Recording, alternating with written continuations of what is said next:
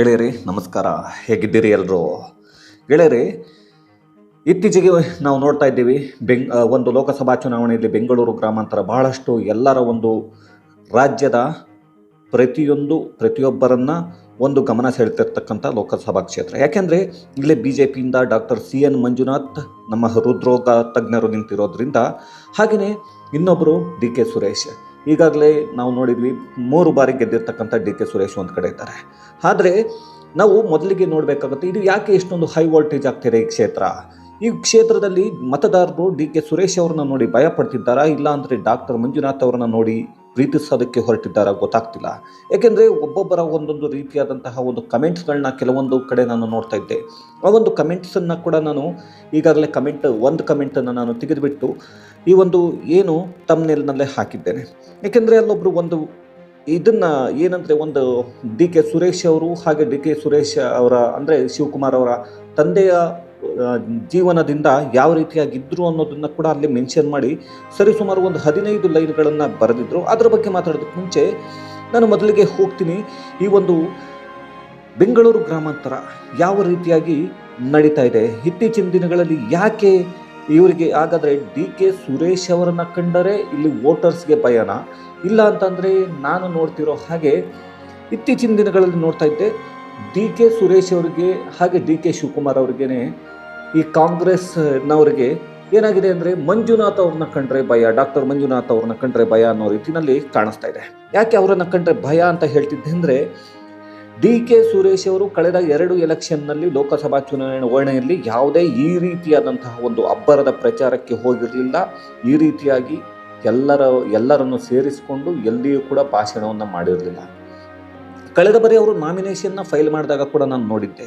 Nomination file ಮಾಡಿದಾಗ ಈ ರೀತಿಯಾಗಿ ಜನರನ್ನು ಸೇರಿಸಿಕೊಂಡು ಎಲ್ಲೂ ಮಾಡಿರಲಿಲ್ಲ. ಅದನ್ನು ನಾನು ಕೂಡ ಕಳೆದ ಬಾರಿ ನೋಡಿದ್ದೆ. ಒಂದು 10 ಜನರ ಜೊತೆಗೆ ಹೋಗಿ ಸಿಂಪಲ್ಲಾಗಿ ಹೋಗಿ ಮಾಡಿದರು. ಈ ಬಾರಿ ರ್ಯಾಲಿಯನ್ನು ಮಾಡಿಕೊಂಡು ಹೋಗಿ ಅವರು ನಾಮಪತ್ರವನ್ನು ಸಲ್ಲಿಸಿದರು. ಇದು ನೋಡ್ತಾ ಇದ್ದರೆ DK ಸುರೇಶ್ ಅವರು ನಾನು ನಿಮಗಿಂತ ಮೇಲಿದ್ದೇನೆ ಅಂತ ತೋರಿಸ್ಕೊಳ್ಳೋದಕ್ಕೆ ಡಾಕ್ಟರ್ ಮಂಜುನಾಥ್ ಹಾಗೆ BJPಯ ಕೆಲವರಿಗೆ ತೋರಿಸ್ಕೊಳ್ಳಿಕ್ಕೆ ಈ ಥರ ಮಾಡ್ತಿದ್ದಾರೆ. ಹಾಗೆ ಅದಲ್ಲದೆ ಈ ಡಾಕ್ಟರ್ CN ಮಂಜುನಾಥ್ ಅವರನ್ನು ಬಿಟ್ಟರೆ ಮಂಜುನಾಥ್ ಅಂತಕ್ಕಂಥ ಹೆಸರಿನಲ್ಲೇ ಇನ್ನೂ 4 ಜನ ಅಭ್ಯರ್ಥಿಗಳನ್ನ ಕಣಕ್ಕಿಳಿಸ್ತಿರೋದು. ಅದರಲ್ಲಿ ಈಗಾಗಲೇ ಒಂದು ವಿಡಿಯೋನ ಮಾಡಿದ್ದೆ. ಡಾಕ್ಟರ್ CN ಮಂಜುನಾಥ್ ಅಂತಕ್ಕಂತಹ ಇನ್ಷಿಯಲ್ ಇರ್ತಕ್ಕಂಥ ವ್ಯಕ್ತಿಯನ್ನೇ ಡಾಕ್ಟರ್ CN ಮಂಜುನಾಥ್ ಅವರ ಊರಿನವರನ್ನೇ ಕರ್ಕೊಂಡು ಬಂದು ಒಬ್ಬರನ್ನ ಇಲ್ಲಿಗೆ ನಿಲ್ಲಿಸ್ತಿರ್ತಕ್ಕಂಥದ್ದು. ಕಾಂಗ್ರೆಸ್ಸಿನವರು ನಿಲ್ಲಿಸ್ತಿರೋದು ಬೇರೆ ಪಕ್ಷದಿಂದ. ಹಾಗೆಯೇ ಇನ್ನೂ 4 ಜನ ಮಂಜುನಾಥ್ ಅಂತಕ್ಕಂಥದ್ದು, C ಮಂಜುನಾಥ್ ಅಂತ ಒಬ್ಬರು, K ಮಂಜುನಾಥ್ ಅಂತ ಒಬ್ಬರು, P ಮಂಜುನಾಥ್ ಅಂತ ಒಬ್ಬರು, ಈ 4 ಜನರನ್ನ ನಿಲ್ಲಿಸ್ತಿರೋವಂಥದ್ದು ವೋಟು ಡಿವೈಡ್ ಆಗಲಿ ಅಂತ. ಆಮೇಲೆ ಸಿದ್ದರಾಮಯ್ಯ ನಮಗೆ ಎದುರಾಳಿ ಅಂತ ಒಂದು ಸಮಯದಲ್ಲಿ ಅಂದುಕೊಂಡಿದ್ದಂಥ DK ಶಿವಕುಮಾರ್ ಹಾಗೆ DK ಸುರೇಶ್, ಈ ಇಬ್ಬರು ಈಗ ಒಂದು ಸ್ಟೇಜ್ ಮೇಲೆ ನೋಡ್ತಿದ್ವಿ ತಪ್ಪಿಕೊಂಡು ಕೈ ಹಿಡ್ಕೊಂಡು ಯಾಕೆಂದರೆ ಎಲ್ಲ ಓಟ್ಗಳು ಬೇಕು ಅನ್ನೋ ರೀತಿಯಲ್ಲಿ ಬಿಂಬಿಸ್ಕೊಳ್ತಾ ಇದ್ರು. ಇಲ್ಲಿ ಈ ಒಂದು ಲೋಕಸಭಾ ಚುನಾವಣೆ ಆದ ಮೇಲೆ ಕೆಲವರು ಹೇಳೋಗೆ ಈ ಗ್ಯಾರಂಟಿಗಳು ಉಳ್ಕೊಳ್ಳಲ್ಲ ಅಂತಲೂ ಗೊತ್ತಿದೆ, ಗ್ಯಾರಂಟಿಗಳು ಇರಲ್ಲ ಅಂತಲೂ ಗೊತ್ತಿದೆ. ಯಾಕೆಂದರೆ ಗೊತ್ತಿದೆ ಎಲ್ಲರಿಗೂ ಯಾವುದೇ ಒಂದು ಅಭಿವೃದ್ಧಿ ಕಾರ್ಯ ಆಗಲ್ಲ ಇದಿದ್ರೆ ಅನ್ನೋದು ಗೊತ್ತಿದೆ. ಈಗಾಗಲೇ 1,93,000 ಕೋಟಿ ಸಾಲವನ್ನು ಮಾಡಿರ್ತಕ್ಕಂಥ ರಾಜ್ಯ ಸರ್ಕಾರ ಮಾಡಿಕೊಂಡು ಕುಳಿತುಕೊಂಡಿದೆ. ಹಾಗಾಗಿ ಒಂದು ಚಿಕ್ಕ ವಿಷಯಗಳನ್ನ ನೋಡ್ಕೊಂಡು ಬಂದ್ಬಿಡೋಣ ಇಲ್ಲಿ ಏನಾಗ್ತಿದೆ ಅಂತ. ಇಲ್ಲಿ ಡಾಕ್ಟರ್ CN ಮಂಜುನಾಥ್ ಕೆಲವರು ಹೇಳ್ತಿದ್ದಾರೆ, ಇಷ್ಟು ವರ್ಷ ನಾನು ಕಾಂಗ್ರೆಸ್ಗೆ ವೋಟ್ ಹಾಕಿದ್ರು, DK ಸುರೇಶ್ ಅವರಿಗೆ ಹಾಕಿದ್ರು, ಈ ಬಾರಿ ಡಾಕ್ಟರ್ CN ಮಂಜುನಾಥ್ ಅವರನ್ನು ಗೆಲ್ಲಿಸ್ತೀನಿ ಅಂತ ಹೇಳ್ತಿರ್ತಕ್ಕಂಥದ್ದು. ಯಾತಕ್ಕೋಸ್ಕರ ಅಂತಂದರೆ, ಕೆಲವರು ಹೇಳೋದು ಅವರ ಇಲ್ಲಿ ದಬ್ಬಾಳಿಕೆಯ ಮುಖಾಂತರವಾಗಿ ಅವರು ವೋಟನ್ನು ಕೇಳ್ತಾರೆ. ಹಾಗೆಯೇ ವೋಟನ್ನು ಹಾಕಲಿಲ್ಲ ಅಂತ ಅಂದರೆ ಭಯಪಡಿಸೋದು, ಈ ರೀತಿಯಾದಂಥ ಒಂದು ವಿಷಯಗಳು ಅಂದರೆ ಭಯಪಡಿಸಿ ವೋಟನ್ನು ಹಾಕಿಸ್ಕೊಳ್ತಕ್ಕಂಥದ್ದು, ಈ ಥರದ್ದೆಲ್ಲ ನಡೆಯುತ್ತೆ ಈ ಒಂದು ಲೋಕಸಭಾ ಕ್ಷೇತ್ರದಲ್ಲಿ, ಅದರಲ್ಲೂ ಕನಕಪುರದ ಸುತ್ತಮುತ್ತಲು ಅಂತಕ್ಕಂಥದ್ದು ಅಲ್ಲಿರ್ತಕ್ಕಂಥವ್ರು ಹೇಳೋದು. ಏಕೆಂದರೆ ಯಾರೋ ಒಬ್ಬರು ಒಂದು ಕಮೆಂಟ್ನ ಮಾಡಿದ್ರು, ನಾನು ಯಾವುದೋ ಒಂದು ವಿಡಿಯೋನ ನೋಡ್ತಾ ಇದ್ದೆ. ಅಲ್ಲಿನ ಒಂದು ಏನಂದರೆ ಕನಕಪುರದ ದೊಡ್ಡ ಆಲಹಳ್ಳಿಗೆ ಹೋಗಿ ಅಲ್ಲಿನ ಜನರನ್ನು ಮಾತಾಡಿಸ್ತಕ್ಕಂಥ ಸಮಯದಲ್ಲಿ ಅಲ್ಲಿ ಒಬ್ಬರು ಹೇಳ್ತಾರೆ, ಇವರು ದಬ್ಬಾಳಿಕೆಯನ್ನು ನಡೆಸಿ ಇವರು ರೌಡಿಸಮ್ನ ಮಾಡಿ ವೋಟ್ ಹಾಕಿಸ್ಕೊಳ್ತಾರೆ ಹೊರತು ಇಲ್ಲಿ ಪ್ರೀತಿಯಿಂದ ಇವರಿಗೆ ಯಾರೂ ಹಾಕಿಲ್ಲ ಜಾಸ್ತಿ ಅಂತ ಹೇಳಿ. ಯಾಕೆಂದರೆ ನಾನು ಒಂದು ಕಮೆಂಟ್ನ ನೋಡ್ತಾ ಇದ್ದೆ. ಆ ಕಮೆಂಟ್ನಲ್ಲಿ ಏನಿತ್ತು ಅಂತ ಹೇಳಿ ಚಿಕ್ಕದಾಗಿ ಹೇಳ್ತೀನಿ. DK ಸುರೇಶ್ ಹಾಗೆಯೇ DK ಶಿವಕುಮಾರ್ ಏನಿದ್ದಾರೆ, ಇವರ ತಂದೆ ಸಂತೆಯಲ್ಲಿ ಹುರುಳಿ ಕಾಳನ್ನು ಮಾರ್ತಾ ಕುಳಿತುಕೊಳ್ತಾ ಇದ್ರು ಸರ್ ಒಂದು ಕಾಲದಲ್ಲಿ. ಆ ಥರ ಹುರುಳಿಕಾಳನ್ನು ಮಾರ್ತಿದ್ದವರು ಇವ್ರ ಹತ್ರ ಯಾವುದೇ ಒಂದು ರೂಪಾಯಿಯ ಜಮೀನು ಆಸ್ತಿ ಏನೂ ಇರಲಿಲ್ಲ ಇವ್ರ ಹತ್ರ. ಇವರು ರೌಡಿಸಮ್ನಿಂದನೇ ಎಲ್ಲವನ್ನು ಮಾಡಿದ್ದು. ಅಲ್ಲಿ ಅವರು ಹೇಳಿರ್ತಕ್ಕಂಥದ್ದು ಇದು ನನಗೆ ಗೊತ್ತಿಲ್ಲದೆ ಇರೋ ವಿಷಯ. ಅವರು ಅಲ್ಲಿ ಕಮೆಂಟ್ಸ್ನಲ್ಲಿ ಒಬ್ಬರು ಒಂದು 15-20 ಲೈನನ್ನು ಹಾಕಿದ್ರು. ಅದನ್ನು ನಾನು ಆಲ್ರೆಡಿ ಥಂಬ್ನೇಲ್ನಲ್ಲೇ ಹಾಕಿದ್ದೀನಿ. ಅದನ್ನು ನೀವು ಝೂಮ್ ಮಾಡಿ ಓದ್ಕೋಬಹುದು. ಇಲ್ಲಿ ಅವರು ಹೇಳಿರುವಂಥದ್ದು ಸಿಂಪಲ್. ಅವರ ತಂದೆ ಡಿ.ಕೆ. ಶಿವಕುಮಾರ್ ಹಾಗೆ ಡಿ.ಕೆ. ಸುರೇಶ್ ಅವರ ತಂದೆ ಒಂದು ಹುರುಳಿಕಾಳನ್ನು ಮಾರ್ತಾ ಇದ್ರು ಸಂತೆಯಲ್ಲಿ ಕುಳಿತುಕೊಂಡು. ಅವ್ರ ಹತ್ರ ಯಾವುದೇ ಒಂದು ರೂಪಾಯಿ ಇದಿರಲಿಲ್ಲ.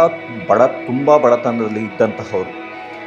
ಹಾಗಾಗಿ ಅವರು ಇಲ್ಲಿ ಏನು ಕನಕಪುರದ ಸುತ್ತಲೂ ಬಂಡೆಗಳು ಹಾಗೆ ಕೋರೆಗಳಿದೆ, ಈ ಕೋರೆಗಳನ್ನ ಯಾರ್ಯಾರು ಈ ಒಂದು ಡೆಮಾಲಿಷನ್ ಅಂದರೆ ಅಲ್ಲಿ ಅದರ ಬಿಸ್ನೆಸ್ನ ಮಾಡ್ತಾಯಿದ್ರು, ಅವರನ್ನು ಹೆದರಿಸಿ ಅವ್ರ ಹತ್ರ ದುಡ್ಡನ್ನು ಕಿತ್ಕೊಳ್ಳೋದಕ್ಕೆ ಸ್ಟಾರ್ಟ್ ಮಾಡಿದರು. ಅದಾದ ನಂತರ ರಾಜಕೀಯಕ್ಕೆ ಬರ್ತಾರೆ. ರಾಜಕೀಯಕ್ಕೆ ಬಂದ ಮೇಲೆ ಇನ್ನೂ ಜಾಸ್ತಿ ಮಾಡ್ತಾರೆ ಅದನ್ನು, ಅವ್ರ ಹತ್ರ ದುಡ್ಡು ಕಿತ್ಕೊಳ್ಳೋದಕ್ಕೆ. ಅವರಿಗೆ ದುಡ್ಡನ್ನು ಕೊಟ್ಟೇನೆ ಆ ಕೋರೆಯವರು ಬಹಳಷ್ಟು ಜನ ಲಾಸ್ ಆಗೋದ್ರು. ಅದಾದ ನಂತರ ಕೆಲವೊಂದನ್ನು ಇವರೇ ವಹಿಸ್ಕೊಂಡ್ರು. ಕೆಲವರಿಗೆ ಲೈಸೆನ್ಸ್ ಬೇಕು ಅಂದರೆ ನೀವು ದುಡ್ಡು ಕೊಡಬೇಕು ಅಂತ ಹೇಳಿದ್ರು. ಇದೆಲ್ಲವನ್ನು ಮೆನ್ಷನ್ ಮಾಡಿದ್ದಾರೆ.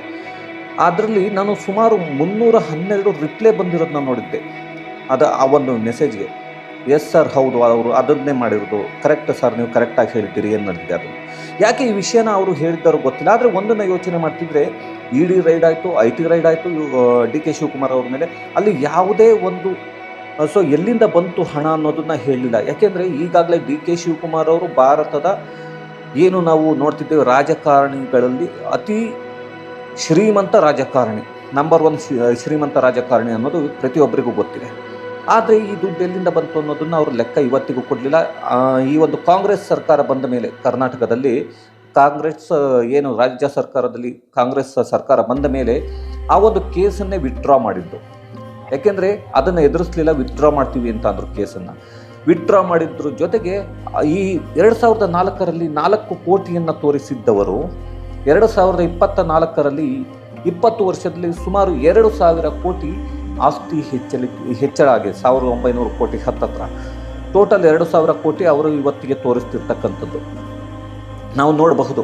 ಯಾಕೆಂದರೆ ಕೆಲವರು ಹೇಳ್ತಾರೆ ಬಹಳಷ್ಟು, ಈಗ BJP ಅವರು ಹೇಳ್ತಾರೆ ಆ ಲುಲು ಮಾಲ್ ಯಾವ ಥರ ನಾವು ಕಟ್ಟಿದ್ರು, ಅದು ಪ್ರಾಪರ್ಟಿ ಯಾವುದು ಕೇಳಿ ಫಸ್ಟು, ಈ ಥರದ್ದೆಲ್ಲ. ಆದರೆ ಅದಕ್ಕೆ ಯಾವುದು ಅವರು ಕೂಡ ಡಾಕ್ಯುಮೆಂಟ್ಸ್ನ ಕೊಡಲ್ಲ, ಇವರು ಕೊಡಲ್ಲ ಅಂದಾಗ ನಾವೇನು ಮಾಡೋಕ್ಕಾಗಲ್ಲ. ಆದರೆ ಡಿ.ಕೆ. ಶಿವಕುಮಾರ್ ಅವರು ಹಾಗೆ ಡಿ.ಕೆ. ಸುರೇಶ್ ಅವರು ನಾನು ನೋಡಿದರೆ ಭಯ ಇದೆ ಈ ಒಂದು ಕನಕಪುರದ ಸುತ್ತಲೂ ಅನ್ನೋದು. ಯಾಕೆಂದರೆ ಪ್ರತಿಯೊಂದು ಮನೆಯ ಓಟುಗಳು ಎಲ್ಲಿಗೆ ಬೀಳುತ್ತೆ ಅನ್ನೋದು ಗೊತ್ತಾಗೋಗುತ್ತೆ ಅಂತ. ಆದರೆ ಅವರು ಆ ಒಂದು ಕಮೆಂಟ್ನಲ್ಲಿ ಒಬ್ಬರು ಮೆನ್ಷನ್ ಮಾಡಿದ್ದನ್ನು ನೋಡಿದೆ. ಇತ್ತೀಚಿನ ದಿನಗಳಲ್ಲಿ ಯಾರು ಕೂಡ ಈ ಯುವಕರು ರೌಡಿಸಮ್ ಮಾಡ್ತೀನಿ ಅಂತ ಕೇಳೋದಕ್ಕೆ ಬಂದರೆ ನೀನು ಅಂದರೆ ನಿಮ್ಮ ಅಪ್ಪ ಅನ್ನೋ ಥರ ಇದ್ದಾರೆ ಸರ್, ಇವತ್ತು ಯಾರು ಭಯ ಪಡದೆ ನಾವು ಓಟನ್ನು ಹಾಕ್ತೀವಿ ಅಂತ ಹೇಳಿಬಿಟ್ರು. ಅಂದರೆ ಇತ್ತೀಚಿನ ನಾನು ಬಹಳಷ್ಟು ವರದಿಗಳನ್ನ ನೋಡ್ತಾ ಇದ್ದಾಗ ಡಾಕ್ಟರ್ ಮಂಜುನಾಥ್ ಅವರ ಕಡೆಗೆ ಒಲವು ಬಹಳಷ್ಟು ಕಡೆ ಇದೆ. ಅವರ ದೊಡ್ಡ ಆಲಹಳ್ಳಿಯಲ್ಲಿ ಬಿಟ್ಟರೆ, ಕೆಲವೊಂದು ಕಡೆ ಬಿಟ್ಟರೆ ನಾವು ಸುರೇಶ್ ಅವರಿಗೆ ಡಿ.ಕೆ. ಸುರೇಶ್ ಅವರಿಗೆ ಓಟನ್ನು ಹಾಕ್ತೀವಿ ಅನ್ನೋದನ್ನು ಬಿಟ್ಟರೆ ಇನ್ನೆಲ್ಲೂ ನಾನು ಕೇಳಲಿಲ್ಲ ಬಹಳಷ್ಟು. ಹಾಗಾಗಿ ನೋಡೋಣ. ಅದನ್ನು ಬಿಟ್ಟರೆ ಈಗಾಗಲೇ ನಾವು ನೋಡ್ತಾ ಇದ್ವಿ ಡಾಕ್ಟರ್ C.N. ಮಂಜುನಾಥ್ ಅವರ ಪ್ರಚಾರವನ್ನು ನೋಡ್ತಿದ್ದಾಗ ಇವರು ಕೂಡ ಬಹಳಷ್ಟು ಅಬ್ಬರದ ಪ್ರಚಾರವನ್ನು ಡಿ.ಕೆ. ಸುರೇಶ್ ಅವರು ಇಷ್ಟು ವರ್ಷದಲ್ಲಿ ನಾನು ನೋಡಿದ ಹಾಗೆ ಅಬ್ಬರದ ಪ್ರಚಾರವನ್ನು ಮಾಡ್ತಾ ಇರೋದು. ಅಲ್ಲಿಗೆ ಡಿ.ಕೆ. ಶಿವಕುಮಾರ್ ಹೋಗ್ತಿರೋವಂಥದ್ದು, ಹಾಗೆಯೇ CM ಸಿದ್ದರಾಮಯ್ಯ ಅವರು ಹೋಗ್ತಿರೋವಂಥದ್ದು. ಇವರೆಲ್ಲರೂ ಹೋದರೂ ಕೂಡ ಗೆಲ್ಲೋದಕ್ಕಾಗುತ್ತಾ ಗೊತ್ತಿಲ್ಲ. ಕೊನೆಗೆ ಉತ್ತರವನ್ನು ಕೊಡಬೇಕಾಗಿರೋದು ಮತದಾರರೇ ಉತ್ತರವನ್ನು ಕೊಡಬೇಕಾಗಿರ್ತಕ್ಕಂಥ ಈ ಒಂದು ಬೆಂಗಳೂರು ಗ್ರಾಮಾಂತರ ಲೋಕಸಭಾ ಕ್ಷೇತ್ರದಲ್ಲಿ ಡಿ.ಕೆ. ಶಿವಕುಮಾರ್ ಹಾಗೂ ಡಿ.ಕೆ. ಸುರೇಶ್ ಬ್ರದರ್ಸ್ಗೆ ಏನಾಗಿದೆ ಅಂದರೆ ಇದು ಈ ಬಾರಿ ಕಗ್ಗಂಟಾಗಿಯೇ ಉಳಿದಿದೆ. ಕೊನೆಯ ಕ್ಷಣದವರೆಗೂ ರಿಸಲ್ಟ್ ಬರುವ ಫಲಿತಾಂಶದ ಕೊನೆಯ ಕ್ಷಣದವರೆಗೂ ಇಲ್ಲಿ ಏನಾಗುತ್ತೆ ಅನ್ನೋದನ್ನು ಯಾರು ಕೂಡ ಹೇಳಲಿಕ್ಕಾಗಲ್ಲ. ಯಾಕೆ ಹೇಳಲಿಕ್ಕಾಗಲ್ಲ ಅಂತ ಹೇಳ್ತಿದ್ದೀನಿ ಅಂದರೆ, ಡಾಕ್ಟರ್ C.N. ಮಂಜುನಾಥ್ ಅಲ್ಲದೆ ಬೇರೆ ಯಾರೇ ನಿಂತಿದ್ದರೂ ಇವರಿಗೆ ತುಂಬ ಸುಲಭ ಆಗ್ತಿತ್ತು. ಆದರೆ ಇಲ್ಲಿ ಡಾಕ್ಟರ್ C.N. ಮಂಜುನಾಥ್ ಅವರನ್ನು BJP ಕರೆದುಕೊಂಡು ಬಂದಿದ್ದರಿಂದ ಇಲ್ಲಿ ಬಹಳಷ್ಟು ಕಷ್ಟ ಆಗಿದೆ. ಅವರನ್ನು ಯಾವುದೇ ರೀತಿಯಾಗಿ ಟೀಕಿಸೋದಕ್ಕೆ ಹೋಗ್ತಿಲ್ಲ. ಇವರು ಟೀಕಿಸೋದಕ್ಕೆ ಹೋದರೆ ಗೊತ್ತಿದೆ ಇವರಿಗೆ ಓಟುಗಳು ಇಲ್ಲಿ ಬರಲ್ಲ ಅಂತ ಹೇಳಿಬಿಟ್ಟು, ಓಟುಗಳು ಕಿತ್ಕೊಂಡು ಹೋಗುತ್ತೆ, ಇರೋದು ಕೂಡ ಬರೋದಿಲ್ಲ ಅಂತ. ಹಾಗಾಗಿ ಟೀಕಿಸೋದಕ್ಕೆ ಹೋಗ್ತಾ ಇಲ್ಲ. ಅದರ ಬದಲಾಗಿ ಕುಮಾರಸ್ವಾಮಿ ಹಾಗೂ ದೇವೇಗೌಡರನ್ನ ಟೀಕಿಸ್ತಾರೆ. ಅಲ್ಲೇ ನಿಲ್ಲಬಹುದಿತ್ತು JDSನಲ್ಲಿ, ಇವರೇ ಹಾಕಿ ಅಳಿಯನ್ನು ಇಲ್ಲಿಗೆ ಕಳಿಸಿದ್ರು ಅಂತ. ಅದು ಅವರವರ ಆಯ್ಕೆ. ಅದನ್ನು ಡಿ.ಕೆ. ಸುರೇಶ್ ಅವರು ಹಾಗೆ ಡಿ.ಕೆ. ಶಿವಕುಮಾರ್ ಅವ್ರನ್ನ ಕೇಳಿಬಿಟ್ಟು ಏನವರು ನಿಂತ್ಕೋಬೇಕಾಗಿಲ್ಲ. ಆದರೆ ಈ ಬಾರಿ ಕಗ್ಗಂಟಾಗಿರುವುದಂತೂ ಈ ಒಂದು ಲೋಕಸಭಾ ಕ್ಷೇತ್ರ ಡಿ.ಕೆ. ಸುರೇಶ್ ಅವರಿಗೆ ಸತ್ಯ. ಹಾಗಾಗಿ ವೀಕ್ಷಕರೇ, ನಿಮಗೆ ಏನನ್ನಿಸ್ತು ಅನ್ನೋದನ್ನು ಒಂದು ಕಮೆಂಟ್ನಲ್ಲಿ ತಿಳಿಸಿ. ಹಾಗೆಯೇ ಈ ವಿಡಿಯೋವನ್ನು ನೋಡಿದ್ದಕ್ಕೆ ಧನ್ಯವಾದಗಳು.